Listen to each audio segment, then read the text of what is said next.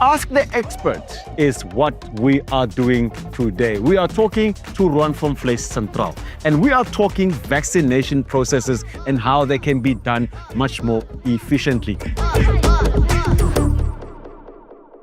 Ruan, thank you for inviting us here at this lovely auction. So we're talking vaccinations. We can see that an animal is healthy. It looks good, the quality is good. But why is it important that an animal must be vaccinated in order for me as a buyer to buy it?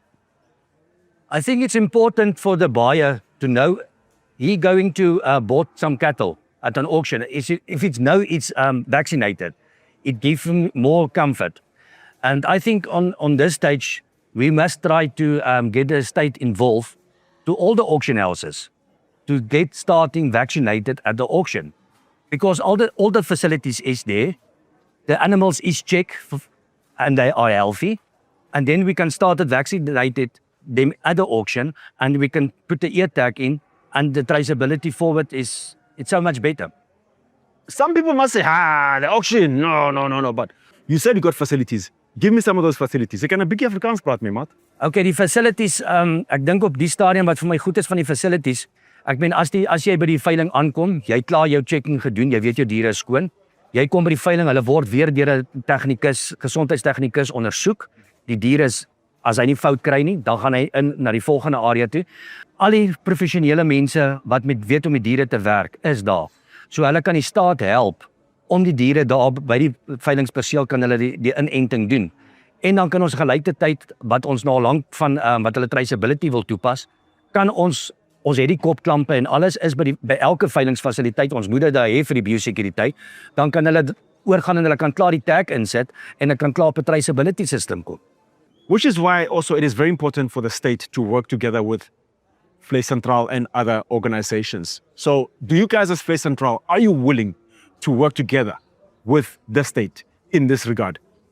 100%, ons is meer as bereidwillig om saam met hulle te werk. Op hierdie stadium gaan dit nie vir my oor Vleis Centraal nie, dit gaan nie vir my oor die staat nie, dit gaan nie vir my oor enige auction house nie.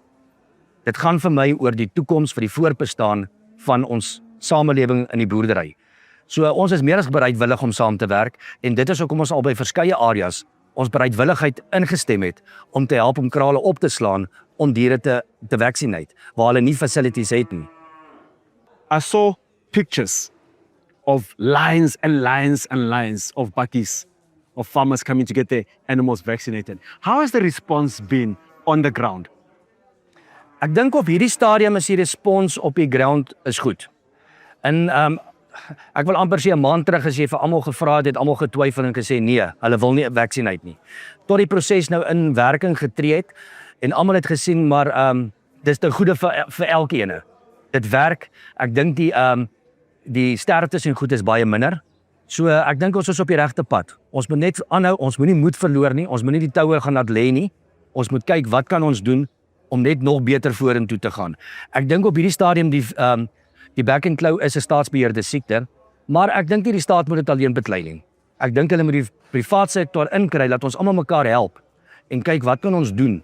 En nie net vir die uitstaande boer nie, vir elke boer in hierdie land. Wat kan ons doen om mekaar se hande te vat om hierdie ding so gou as moontlik agter die rug te kry? Ruan, once again, thank you so much. Baie dankie, ek waardeer. Basically, he said, this is not a Vleis Central problem or a state problem, it's our problem. Big up to Vleis Central for taking the hands of our farmers during this difficult time. Once again, I hope you learned a lot and thank you for coming through.